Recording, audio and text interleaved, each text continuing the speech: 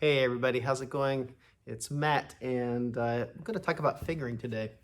Why it's so important to write in fingerings, or at least that should kind of be your default. If you're not sure, write the fingering in.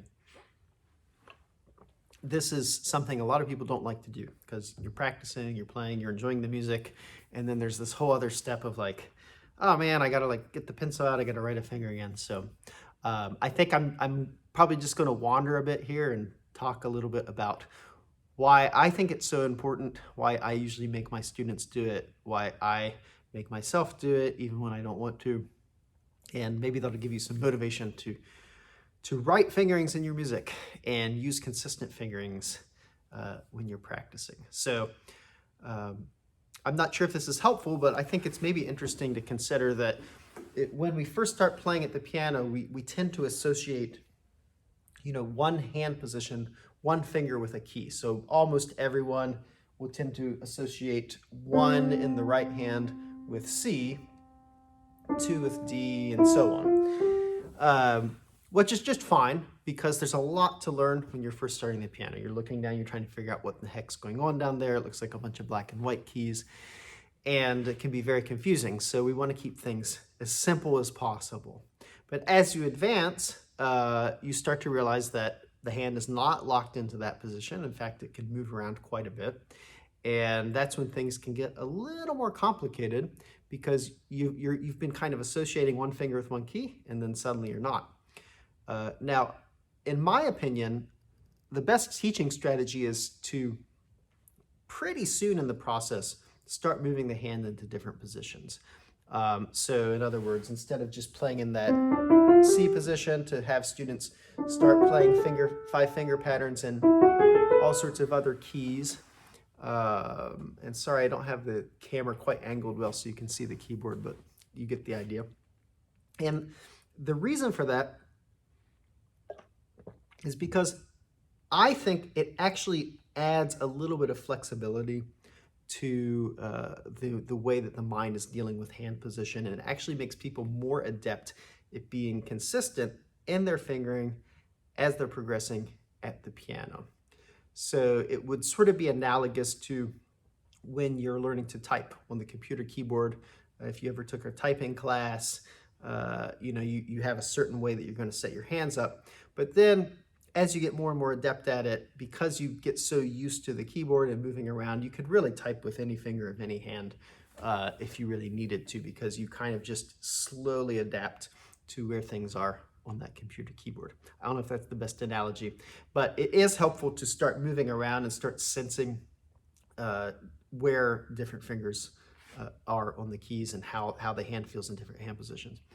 And in this time, when you're starting to move around, something interesting can happen if you practice enough, which is that you actually stop thinking about what fingers you're using. You start hearing the music, you start hearing the gesture, the pattern, what the sound is that you want to create, and you start feeling in your hand that gesture. So you might feel a 3-note gesture, but you don't really think consciously. I mean, you're using, say, finger 3, 2, 1, but it's not a conscious thing. It's just like when you play a sport, like when you play tennis, at first you're thinking about every little swing of the racket, and then I'm assuming, although I'm really bad at tennis, I'm assuming that at some point you get to the point where you don't have to think about those details. You're just kind of thinking about the feel of it, and you can adapt in real time. So of course this is a good thing, right? Because we don't want to always be stuck thinking, okay, here I'm using finger 3, that's on F sharp, and that means my thumb here is on finger 1. You start to get just a visceral kind of subconscious sense of where the hand is, and start to realize where the other keys are in relation to that. So if you're in that hand position, you just instinctively know where G is, where D is, where A is. Now, if you're not to that point in your practice, if you're just starting out, you have to take my word that you can get to that point, and don't rush it. If you're just starting, I wouldn't move around to different hand positions like in the first week, say, but you can actually start moving your hand around to get a sense of where the layout is in different hand positions with the help of a teacher or a course, so that you kind of have a sense of what you're doing. So after you do that for a while, and you're learning more difficult pieces, like I said, you're not really thinking about where the fingers are on the keys, but you have a sense of it. And that's where you can get into a little bit of trouble with writing and fingering, because you can know just enough to do some damage so that you'll be playing a piece and it's kind of like you can kind of wing it every single time. What I mean by that is you'll play the right notes, but you'll use a different fingering 10 times getting through the piece. Now, if your goal is just to read through a piece, that's totally fine. If your goal is to kind of progress at the piano and get the harder and harder pieces, you might find that that holds you back for a couple reasons. And definitely if your goal is to get on stage and to perform, that's going to hold you back, because when you get on stage, at least for most people, when there's some adrenaline in the system and they're more self-conscious and they're nervous, that the muscle memory becomes very weak. And what that means is that if you've laid down 20 different train tracks of how to get through the piece with all these different fingerings, you don't know if you're going to end up in Detroit or Los Angeles or Washington, D.C. You could go in all sorts of different directions, and you're going to be in a lot of trouble because you might get to a place in the piece that you don't necessarily want to get to because you've just been used to using whatever fingering crops up. So for the practical purposes of performing on stage, can cause a lot of trouble if you haven't written the fingerings in and you're not using the same fingering every time. But there's also a practical reason to do it in terms of advancing at the piano. Like I said, it's so important that you're learning good habits in terms of which fingers you're using for different technical gestures and different technical patterns. Because as much as we're all different, and there are many cases in piano music where you have some decisions to make about what fingering to use. The truth is that for the vast majority of piano literature, I don't know the percentage, 90 or 95 or more percent, there's probably one fingering that's optimal for almost everyone. Now, when you get into really advanced stuff, then, or there's a lot of cases, edge cases, where there's some decisions to be made. But as you're progressing, especially if you're learning, it's generally important to use the most optimal fingering so that you don't have to think about it ever again. Having that optimal fingering built in, oops, did I stop there? Having that optimal fingering built in means that you'll never have to think about it ever again, or you won't have to think about it as much because new things that you encounter are going to be slightly new or old and just only slightly a little bit different. And if you ever want to become a sight reader, it's going to be really helpful, because if you're playing and you're sight reading, you see all these notes in front of you. A good sight reader isn't working out the fingerings as they go. They've done it so many times that they just know, okay, this is what it sounds like and this is what it's going to feel like, what's coming up. And you can make a little minor deviation for something that's different because you've pretty much done the pattern a million times. If you're not in the habit, though, of being aware what fingering you're using, if you're using a different fingering every single time you play the piece, you're never going to ingrain those ideal fingerings into your playing, which means that every time you get to a piece, you're going to be reinventing the wheel, or you're going to have kind of 20 wheels that you're kind of working with and you're not sure which one to go with. So hopefully that makes some sense.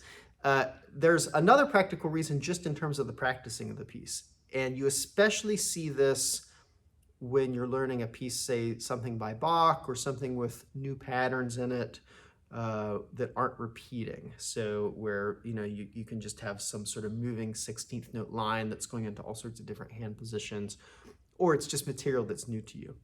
And that is that if you don't take the time to write in every fingering and work out the best fingering from the get-go, you're going to slow down the learning process tremendously. And this is kind of the same thing about that train track thing.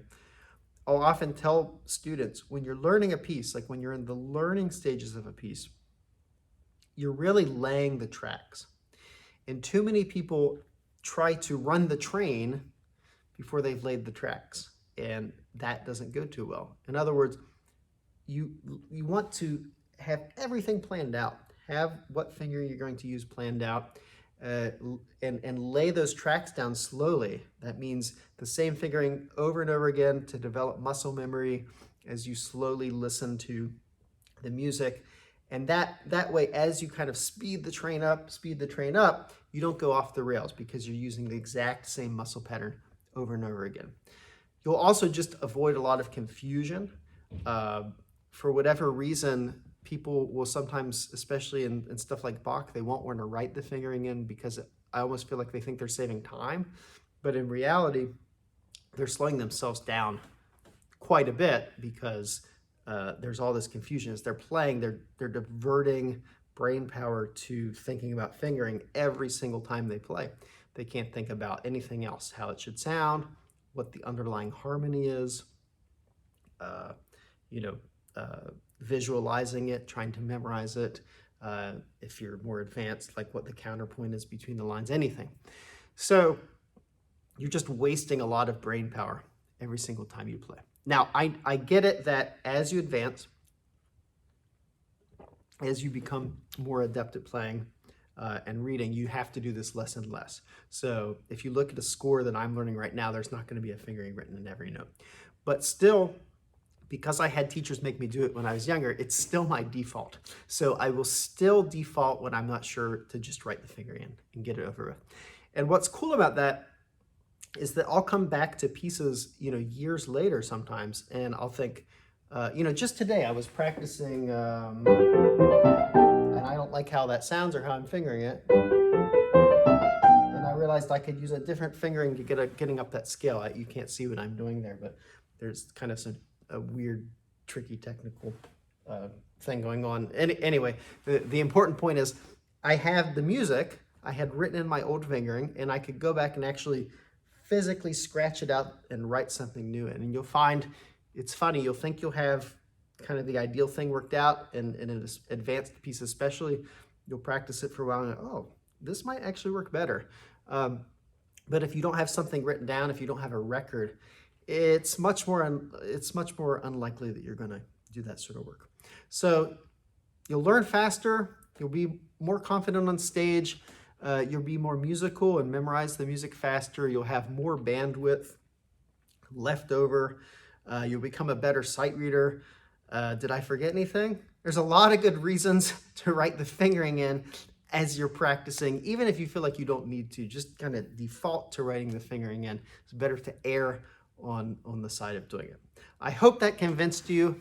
I know we talked a whole lot about different aspects of fingering, but I hope maybe I convinced you to just get a pencil out, have it sitting on your music stand, and as you're practicing, write the fingering in.